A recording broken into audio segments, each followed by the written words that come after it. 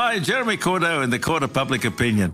I'm just on air here to let you know that we'll be live streaming the Court of Public Opinion every Friday between 9 o'clock and 12 on jeremycordeaux.com.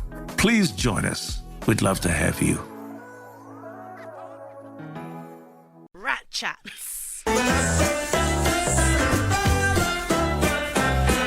Jeez, you went in quick with that, didn't you? Hectic, wasn't it?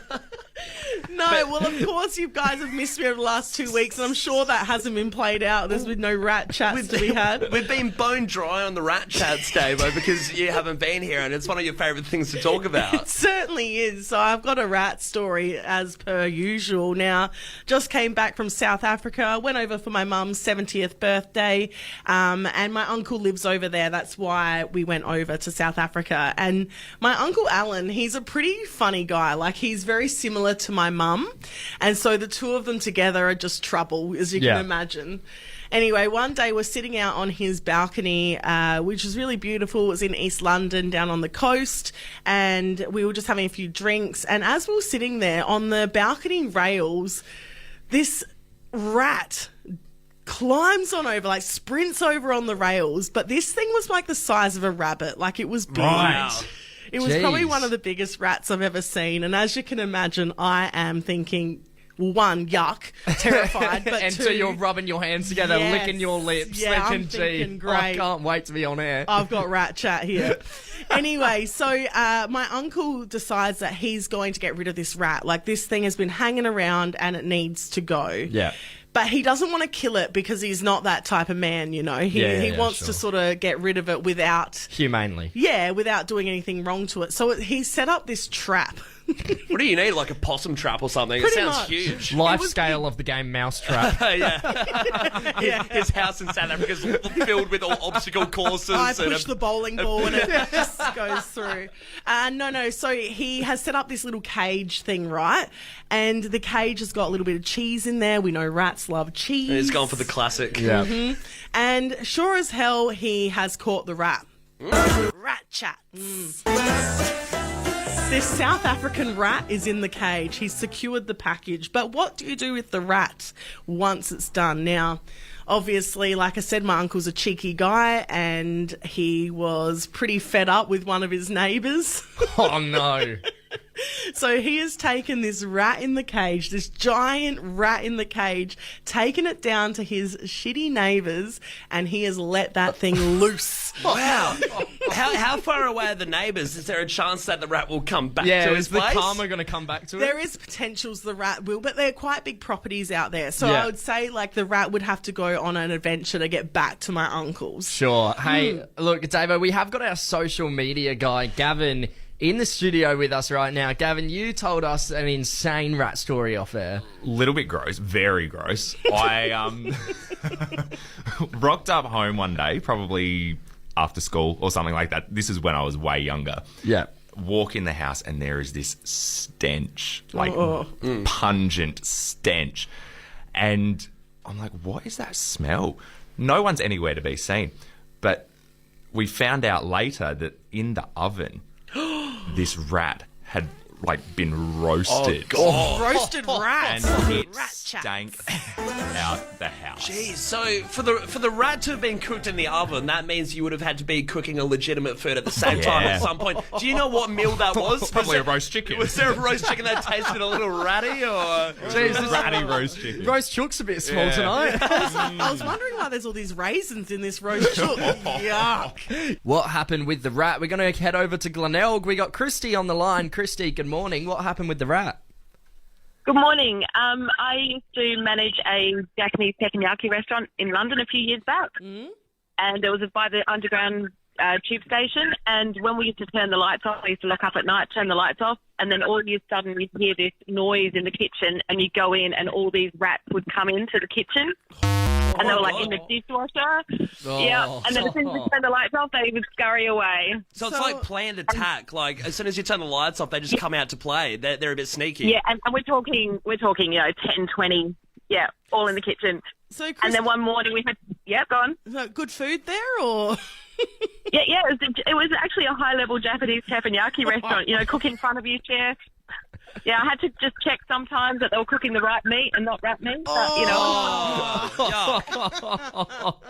Thanks for getting involved, Christy. Oh, jeez, I'm just imagining like a bunch of Cockney rats running around like, "Oi, turn that bloody light off." I wish we could talk about that for heaps longer. Hey, Cara in Glenelg, you've always got a ripper. What happened with the rat? Oh, my German grandmother makes a pretty potent Christmas cake. So she made a fruit and nut Christmas cake, left it on the sink to cool down, Yeah. and a rat got into it. And about sort of an hour later, she was like, "What is that noise from the kitchen?" There is this paralytic rat has been so trapped in the sink. Cara, how'd you know it was paralytic? Was it starting to do a D&M, starting to tell you its life's troubles, or what? Oh, look, it was lying on its back trying to gesture with its hands. I assumed it was passed out. Take my keys. Given the shackers, I'm all right. Don't worry Callum about on it. a Saturday night. Yeah. It's just like coming out of the highway on a Saturday at 3 a.m. Oh. You were there for that. You're listening to Davo, Tom and Callum, the podcast. Subway are making a few bold moves here. They've gone for a new, I guess, sandwich, and changing up what everyone is familiar with Subway for years and years that it's been around. Yeah, I mean, you've got your cookies, you got your 6-inch, you got your 12-inch subs. Beautiful. What are they just bringing in white bread or something? Yeah. But nothing The about one. Subway has really changed since its beginning, really. Yeah. And Except for a few of their ambassadors. I was about to say that. yeah, one big ambassador. But they've launched this new thing over in Pakistan, and it's probably going to spread to other countries with the Subways. But obviously, you have your foot-long sub, you have your 6-inch. Yeah. Now, welcome the 3-inch mini sub. 3 inches. 3-inch mini sub will be hitting our Subway stores soon. I mean, okay. 3 inches hardly seems satisfying, does it? 3 inches is fine. Hey, it's not about how big it is, Davo. It's the taste. And the amount of cheese on it. No, we're talking about sandwiches here, boys. But yeah, it's Don't rope me in with this. but it's a 3-inch sub, and it's a little bit smaller than usual. It does sound a little bit odd. It's probably only bite size, right? Yeah, well. Nah, I'm ending this now. Who cares if there's one meatball in it? I'm sure It's not there's- disfigured. Oh, there's got to be at Hey, least 2 meatballs. I'm sure there's plenty of... I've met a few blokes out there that would be defending the 3-inch sub. I've got 3-incher, no yeah. doubt. What's wrong with us? Sometimes me think, what is friend? Then me say, friend is someone to listen to Davo, Tom and Callum podcast. Cookie, nom nom nom nom. Hey, Davo, while you were away, me and Callum played this really fun game called Dial an Aussie for our good friends over at Aussie Tyres. Fun. So the person who won it won themselves a 2K tyres and wheel package. Oh, that's sick. All they had to do was text in the word Aussie. We'd call them back, say Aussie, Aussie, Aussie, and they had to respond with tyres, tyres, tyres. But on the text line, people were giving their stories as to why they'd love a new set of tyres or wheels or whatever with this 2K package. And this one woman texted in, Melissa, and she said, I'd love to treat my sassy car Delilah to a new set of rims and tyres. Now, this caught our attention immediately. She adds on, she puts a smile on my face every time I drive her. I can't afford to treat her myself. Okay. This woman has given her car a full-on human personality. I think it really is one thing to name your car, isn't it? Because you do hear that a little bit. Someone will name their car, but adding the personality traits, adding how the car makes you feel. And Yeah. almost like the car's part of the family, like she's talking about a pet. You know what I mean? It's feeling a little familiar. Yeah. Like the kids have been cut out of the photo album, just have the car slipped in there in a dodgy Photoshop effort. Hey there, Delilah. Look, I personally, I don't like people naming their cars. I Yeah. think there's something a bit off with it. It's a bit strange. There's too much of a connection between them and their car. I mean, I've named cars in the Have you? past. You've named cars? I mean, hey, don't you get involved here, mate. If you're going to come for me, Callum, you don't have a car. I don't have a car yet. but there may be a name in place. I don't know. If I get a car and I feel like there needs to be a name, maybe I would do it. Look, I honestly what would see you Callum choose? as someone naming his car. But David, your car right now, has your car got a name? No, this car is a girl. They're always girls. This car doesn't have a name, my current Mazda 3. I thought if it did have a name, it'd be something like Shannon. It's just a bit, okay. I don't know. Shannon's so neutral. Yeah, well, that's the type of car it is. Silver Mazda 3. It just felt very, practical and maybe just a bit bogan. I don't know. Right. Sorry, Shannon's out there. What are some of the other car names you've had in the past? So I had a red Suzuki Swift, and she was cute, and her name was Penny. Penny is a Righto. cute name. Yeah, I had a mate that had his car called it Lucy. Lucy. Yeah, but I didn't like the vibe of him around that car. Nah. I didn't like the way. the name. I didn't like the way he looked at it, or the way he washed, his or lips. the way he washed the bonnet on a Sunday afternoon. There was something else going on there. Oh, I can tell by that name, yeah. Slapping the exhaust pipe He around. doesn't call it a boot, he calls it a booty. But yeah, it made me uncomfortable. Plenty of people in the Fresh fam have named their cars because this is absolutely blown up. We've got so many texts and a few people on the line as well. But this first text here says, not only have I named my VEU Bossy, but I'm a truck driver and named my 3 trucks in rotation who are Dolly Downer, Navi and Bruh. Full name, Deb Bruh. I love Deborah Bean. Deborah I Bean hated converted- reading that in real time. Yeah, it's BRUH, bruh. Bruh. I feel like you need that though. If you have a fleet of trucks, you need some distinguishable names. Someone else said, "Hi, back in the day, I had a twin cam carb purple called Cecilia that I called." No. He had a twin cam, twin carb, purple Celica. Well, what the hell's a twin carb? I don't know what that is. Cecilia. I called Fozzie after Fozzie Bear. Showing your masculinity there, mate. It looked like gibberish. He doesn't know cars yet. This one here, classic Ford pickup truck called Betty. Get it from Betty Ford from Brenton. Yeah, another one here. Stacey Miller has texted in the full name. My partner calls this 100 Series Land Cruiser Cherry. She's a dark burgundy colour and she is pretty sexy. I don't like when So this people is on talk the- about cars like that. It's 100% on the same vein, and I'll out him as my mate Will, who has Lucy and would look at it weirdly on the weekends. Yeah. This one here, my 4x4 is called Basil, only due to number plate being BZL. Good one. And this one here from Michael, he says, my car is called a piece of shit. It really suits it. Oh, Michael. Oh, sorry, mate. That's the kind of name I can get around. Hey, we're going to go to Seacliff. We got Trev on the line. Trev, what's your car's name? Good morning. So my car, well, it used to be called a Hoover. Hoover. Because, we used to drive around a lot of dirt roads and it just filled up with dust. Sucked up the dust. Yeah, right. Well, Trev, what kind of car was it? It's an old XB Falcon. Yeah, nice. That was a long time ago. How often are you using the name Hoover? Do you just use it in random sentences, like I'm going to go pick up the Hoover, I'm dropping things off in Back the in the Hoover? day, I guess that's what a vacuum cleaner was called. Good on you, Trev. Thanks for getting involved. We're going to go to Simon in Hillbank. Simon, have you named your car? Well, not a car. It was one of the girls at work.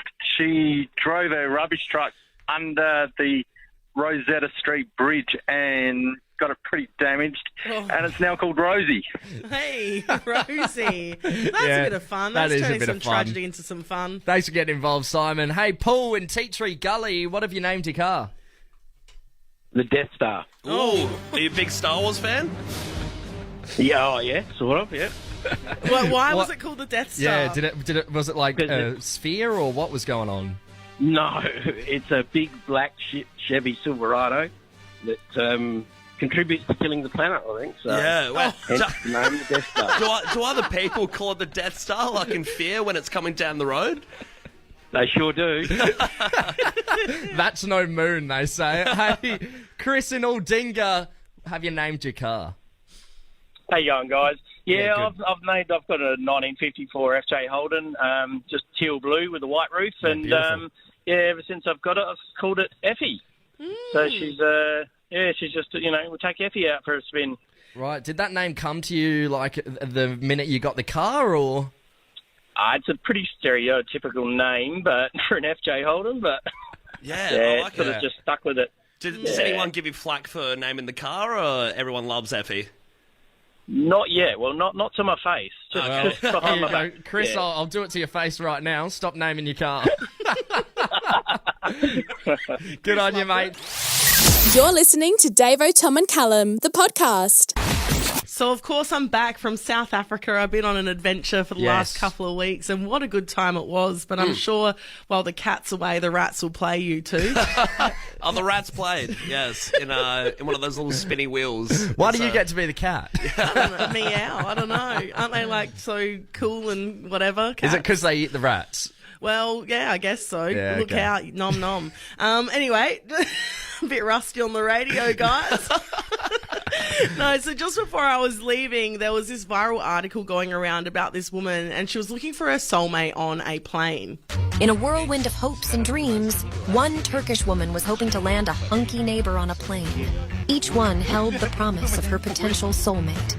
Yeah, so this video was going around, and basically this woman's in her passenger seat, and she's gone to her mates, "Oi, film whoever sits next to me, because I know this is going to be the love of my life." It is a funny one, though, because you get it with, like, public transport a bit as well, that when you're sitting in a spot and someone comes and sits next to you, you do think in your head, like, geez, this could be the one. Do you? Because they're going to have to I've never thought that. Not once have I caught the bus and thought, geez, I'm going to find my soulmate on the way to the city today. It's straight out from Manapara. If it's like a half an hour trip or something, you're like, oh, you could chat up a storm over half an hour. This could be something good. You would be my worst nightmare to sit next to you on any transport. We have very different ideas of public transport. Yeah, Tom and I would be silent. It's the new matchmaking service, I'm telling you. In fact, I would choose to stand rather than sit next to a random. Well, it's funny you say that. So I thought I'd give this a bit of a crack. Sure. You know, I thought, what a perfect opportunity. Like, this could be it. This could be the roulette to the love of my life. How exciting. Anyway, so I've chosen an aisle seat, my favourite place to sit on the plane. And the two seats next to me are empty, and I'm thinking, oh, I could be in luck here. Could be empty seats next to me, and maybe, hey, no soulmate, but extra room on the way over to Singapore. Clear run to the bathroom too. True. Just in case. 2 empty seats could get a pair of swingers as well. Ooh, it could be 2-for-1 deal. Yeah. Anyway, so I'm sitting there looking at all these potentials, walking past. No loves of the lives happening here. And anyway, this man sits next to me, and he's heading back home to Singapore, and he's everything's fine. Like, he sort of gives me the nod and whatever. Okay. I was thinking, ooh, who knows? You This know, could be it. Yeah. We get into the flight within probably 2 seconds before takeoff. He's probably been sitting there for like less than 2 minutes. And the air hostess walks past and he says, can I move? Well, he requests a seat change. Yeah, because there was a row in front of us that was empty. So the second he gets in there, sits down next to me, goes, right, I'm out of here. Boom. Yeah. So he was probably playing the game too. Hey, unlucky. Jeez. So, did not find the love of your life on the plane. No. You booked another trip just to seal the deal. Very expensive Tinder. Yeah, forked out another bit of money. First rule of the Davo, Tom and Callum podcast is you don't talk about the Davo, Tom and Callum podcast. The second rule of the Davo, Tom and Callum podcast is you don't talk about the Davo, Tom and Callum podcast. Davo, over the weekend, me and Callum had a farewell party for one of our mates, Lewis. He's moving to Brisbane to study his PhD. Oh, good on you, Lewis. Yeah. Farewell, Lewis. So Lewis is someone who doesn't really organise anything. So we've ended up organising him like a surprise farewell. Cute. And we stop off at our first stop, this place called Suburban Brew. Okay, so you're doing like a tour or something? We had a bus. One of our mates was driving the bus, and we just stopped off at a few breweries throughout the day. Yeah, it was pretty much, it was great. Like a little pub crawl, had a few eskies on the bus, and just went around the city for a bit, and Yeah, pretty quaint stuff. But yes, our first stop, Suburban Brew, it's just in Goodwood. And we parked the bus down one of the roads, and we're walking through an OTR, and Callum's showing off something that he just bought about 20 minutes earlier. And I could probably take one. I wasn't guess. showing off. Someone asked me about it, and I reciprocated by telling them more details. Showing off. But Callum has been doing this for a while now, and I know that he's on my budget now, and I think this is maybe a good time to sort of, I don't know, maybe confront him and say, mate, it's not on. And I think we're just going to have to take him to the fresh courtroom. Okay. You are entering the courtroom of Fresh 92.7. The people are real. The cases are real. The rulings are final. This is Fresh 92.7's courtroom. Yeah, so Callum, the last few months, maybe all the way back for a year, you've lost your good pair of sunnies in the beach. A beach accident. Yeah, there was he was trying to Seagull body took surf and something happened. Next thing, he lost his sunnies. He went back there the next day trying to Go back with a metal detector. Yeah, wading through the water, picking up random seagulls, trying to fish it out of their mouth. Now, obviously, this is a tough thing to swallow, right? Losing your good pair of sunnies, a couple $100 They easy. were good Ray-Bans, you know. And- They were ones I wouldn't want to lose. And look, I understand in the meantime, in the interim, you got to get yourself just like an average crappy pair of sunnies, right? Yeah, yep. And he sort of fell into this routine of buying himself a pair of servo sunnies. Yes, he has. And now- he's bought probably 10 of them since I've known him. Exactly right, Davo. He's not stopped buying servo sunnies because they're cheap. They're not that cheap. No, they're like $20 to $30 yeah, still. they're still that's a decent chunk out of our pay. Yeah. Now,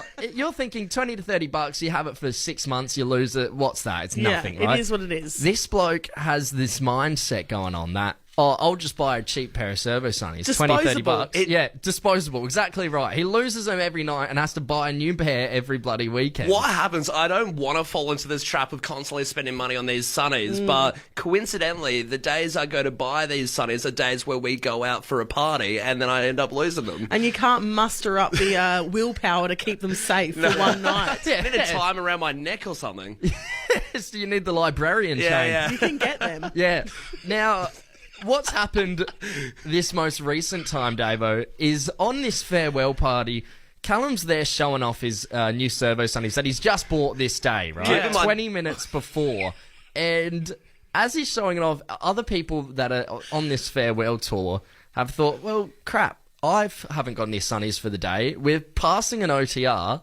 We'll stop in there and we'll all grab some sunnies. He started a trend of all our friends now buying servo sunnies. They're awful as well. I think the worst part about this trend, and keep in mind, David, the ones I had on were the most polarized looking, like that blue tinge on the glass. Yeah. Real making a statement. Hugging his face. Yes, you know? yeah. And then we all of a sudden had about 8 of us guys in this bus fleet going pub to pub with these awful servo sunnies on. Like, it was definitely a weird group to look at. I want to bring this to attention on air so we can stop him from buying and losing servo sunnies. Now, I know buying a good pair of sunnies is expensive, and you are on my budget now, so you're saving money. You wouldn't have thought so. Callum, I want to know, how much money do you think you've spent in the last 12 months on disposable servo Disposable sunnies? sunnies, I'd say 120. I'd say more. You would? I'd say I'd say 100% more. That's only a few pairs. Don't bring it up. I know how much you've spent. You're listening to Davo, Tom and Callum, the podcast. Everyone, sprinkling somebody's ashes is such a monumental thing in somebody's life. For the person that's sprinkling the ashes to the person who is making up the ashes, it's a big thing for them too, where you get... What? I'm saying for the dead person as well. Yeah, like, we get what you're saying. Is that a monumental time? Like, I don't know if they know what's going on. I mean, like, if you have to be, like, sprinkled in a place that's ideal, right? It feels like an odd way to start this chat, but... Pretty much, this lady in Ibiza is at a pool party, and this isn't an ordinary pool party. It's your classic Ibiza sort of route, where it's, Martin Garrix, Calvin Harris, David Guetta, they've all performed there, and they regularly have residencies there and everything. So it's one of those big ones you see in the movie, like everyone partying, wading in water about up to knee deep, and it's a lot of fun. It looks so cool over there. Like, over their summer in Ibiza, all of our heavy hitters from Fresh are over there giving it heaps. So I think we should need to take this show on the road next year. Huge. And go do a... road trip to Ibiza. I think so. I'd love to get that across the line. Big line to cross. But she's there, and she's brought her brother's ashes. And she's standing in the pool about knee deep. Everyone's partying, having a good time. Then she turns, dunks the ashes in the water, and continues to dance. Are you kidding? The brother must have loved partying, right? Imagine if he hated Martin Garrix. Imagine if he was an R&B soul Imagine fan. just being a stranger in the pool with a bunch of ashes dipped into it. It's all well and good when it's, your brother, your person. Yeah. But when you're a stranger and you got someone else's mate hanging on your leg, like, not it. Sticking to your leg hair. You have to shower off one of those cubicles. I imagine it'd be like that scene in Caddyshack where there's the Snickers bar floating through the pool and everyone's trying to get out and avoid it. Trying to run, yeah, surely, or like piranhas in there or something. Like everyone's just sprinting out. I'm getting concerned though because this is the second story coming out in the news recently with people spreading ashes in a weird place. Remember, recently someone threw their brother at bloody Pink. Ashes. Brother's ashes. Yeah, it was a full body. It was not a full body situation. Heavy lift, but yeah, the ashes. Oh, no. Hi, Jeremy Cordeaux in the Court of Public Opinion. I'm just on air here to let you know that we'll be live streaming the Court of Public Opinion every Friday between 9 o'clock and 12 on jeremycordeaux.com. Please join us. We'd love to have you.